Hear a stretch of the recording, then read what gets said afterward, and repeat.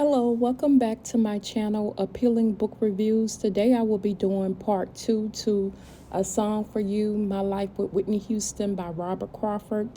And this is just a part 2 to it. But part 1, I had made a mistake and I just wanted to correct my mistake. It was Robyn mom that told Whitney Houston that you look like an angel, but I know you're not. So that was from the other part. I just wanted to make sure that I correct that mistake that I made.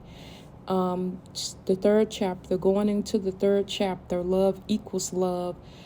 She talks about after the church, how Whitney told her that, they were going to spend the night together at Larry's house.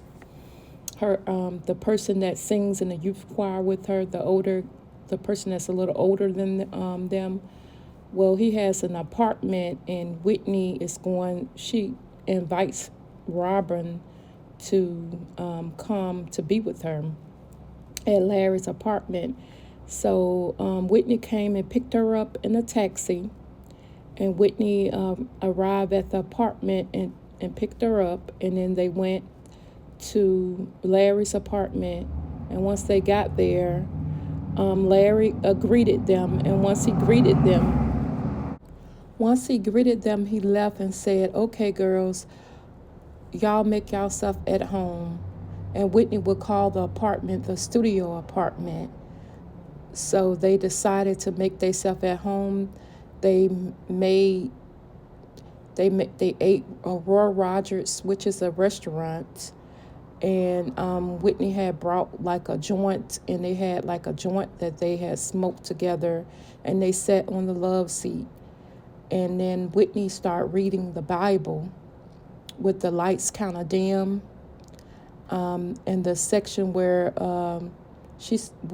it was a section about Jesus covering the stories that mention him by his name. And she stopped and said it was cool, and that she would like to meet Jesus. Jesus covering every story that mentioned his name. She stopped reading and said it would be cool to meet him one day, to meet this man. They were cramped up on the love seat, so they decided to pull down the Murphy bed. So she was nervous, but she wanted Whitney's friendship. And then she thought her friendship was important. It was the friendship that she had prayed about, a friendship with Whitney, and learning Whitney was something just, for her to. And soon they began to kiss, and they took off each other's clothes and T-shirts and bras. And so they imagined she was everything that she imagined, that Robert Crawford imagined Whitney was everything. They explored each other's bodies, and she touched and caressed her, and loving her felt like a dream. And she talks about like Whitney smoked Newport like candy, but she didn't smell like cigarettes somewhat. And the hint of tobacco was sweet on her mouth. And I explored her body and minds, and we caressed each other. I caressed her, and loving her, it felt like a dream. So where her being with Whitney, it felt like a dream of her being with Whitney, and they exploring each other for the first time, and being with each other. And she talks a lot about them building their friendship more over that summer, that Whitney would go to her basketball games. Whitney would come see her at her basketball games, how she would take Whitney to her appointments, for her modeling appointments, how they would go on the beach and run fearless into the water without testing the temperature. They would just run and, just have fun, just them building their friendship together, that they spent a lot of time together. How they would buy a dime a bag and walk and just have fun, like taking the train and going on the beach, just spending a lot of time together, building their friendship. She also talked about on one occasion she had to take Whitney home, and then when they took her home, because she said Whitney had to take care of something at the house, and that it was just like dishes everywhere, and that Whitney had to do all the work, and her brothers, they didn't have to do anything. So that was one of the another stories that she was telling, with her time with Whitney Houston. And she also talked about, listening on the radio with her brother Marty. And she said she knew that Luther Vandross was singing "Be All That You Can Be in the Army," and that Phyllis Hyman voice was behind the master chord jingles. So she talked about, just talking about, different occasions, different things happening, you know, in this chapter, Love Equals Love. In this chapter, she talked about separation, anxiety, chapter 4, where she speak about when she was younger, how she had this mystery illness where she would swell all up and everything. And she was saying how it lasted for so long with the illness, that her mom would leave her games and books and magazines and stuff, from keeping her from stretching and different things like that. And she talked more about her mom, how her mom was, how she had to work and different things, because her mom brought her those games, before she left and went to work. And then sometimes she would, call her brother Marty, asking him how she's doing. He would say like she's swollen. So she trying to give like a background of her family and different things like that. And she also talks, a lot about Whitney. Like one time, how Whitney had a sleepover, and the father said, "What's that?" Like a derogatory name. I don't want to say it over because I don't know how YouTube is, so I won't say the name. But it said like a racial racial word to Whitney doing a house sleepover, and she said she just left. And then she also had other racial things happening to her throughout her life. She talks about even her, she had wanted to sing at one of her friends' wedding, and then they didn't let her sing because she was black. And she also talks about how Whitney endured it through her grandfather, John Houston the first. She talks about how he took everybody for ice cream except her, just because of the color of her skin, which is really sad. But she talks about this stuff happening with Whitney, like racial stuff throughout her life. And it's really sad to what the grandfather did because of her skin color. That's really sad.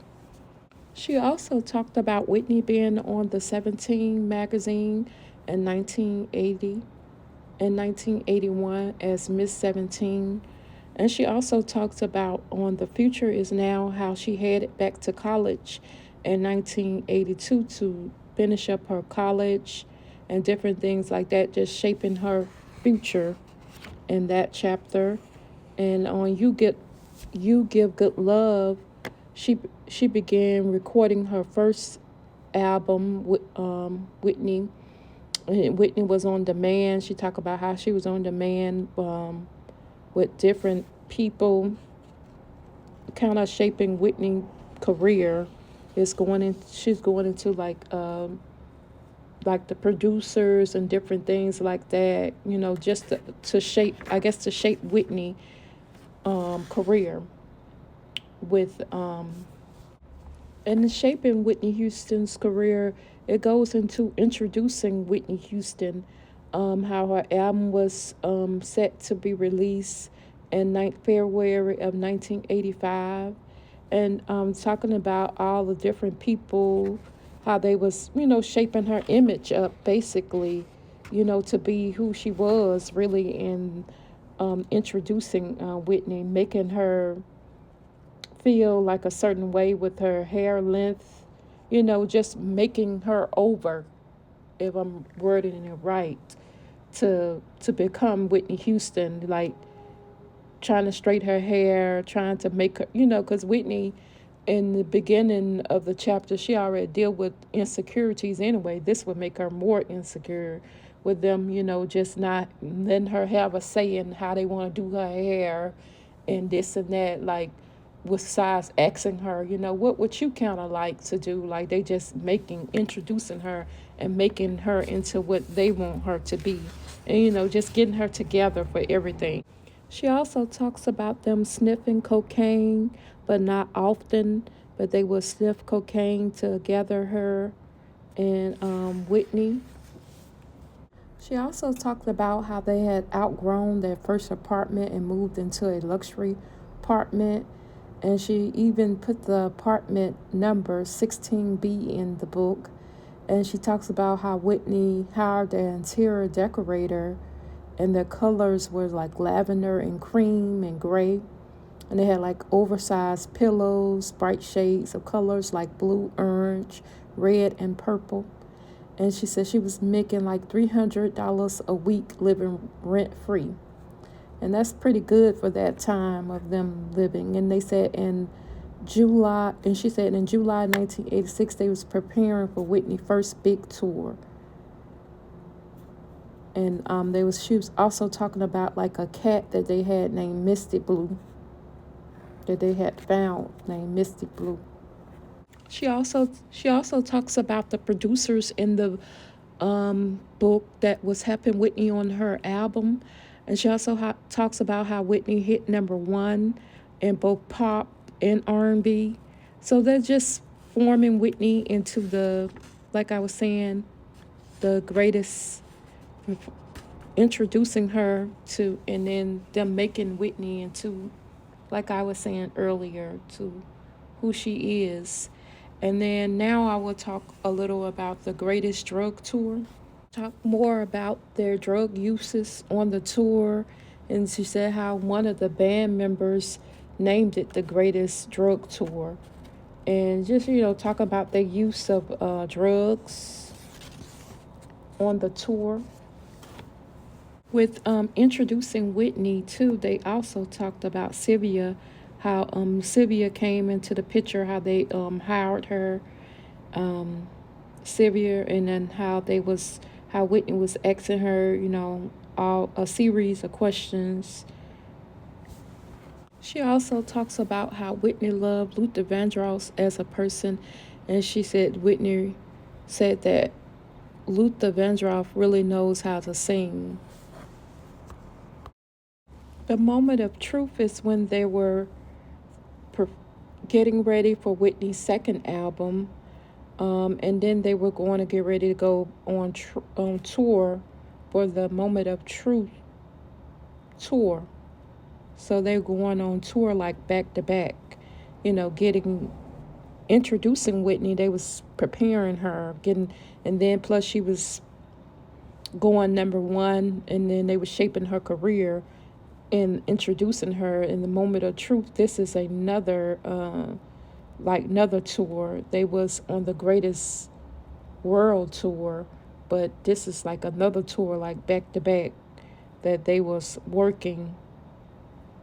And they went on several trips and different things like that. Going back to the introducing Whitney chapter, she also talks about how Cissy Houston was more concerned with Gary getting a contract than Whitney, because that was Whitney. They was preparing Whitney, to get her things together. But she said like Cissy was more concerned with Whitney positioning Gary to get a contract.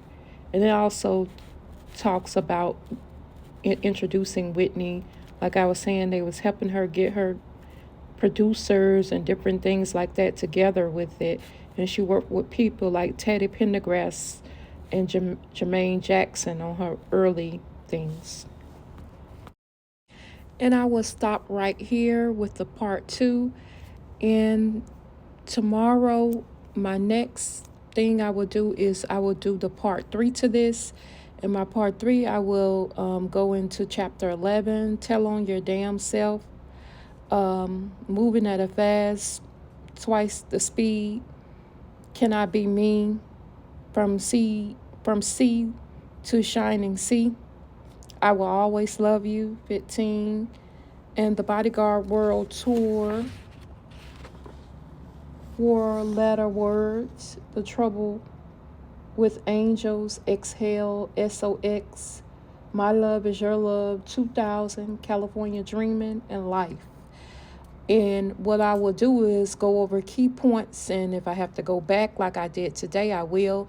Take my mistakes for love if I make mistakes, because I'm very excited about, just going through this book. And I know I have more books that I will be reviewing, but I'm excited about it because Whitney is one of my favorite artists. I always liked her since I was a little girl. So I will be back to review the rest of the chapters, and I'll just give key points of everything that she's talking about. Even if I have to go back like I did in here, I don't mind doing that. So just stay tuned. Thanks again for watching. Don't forget to subscribe and like and comment if you like. Thank you.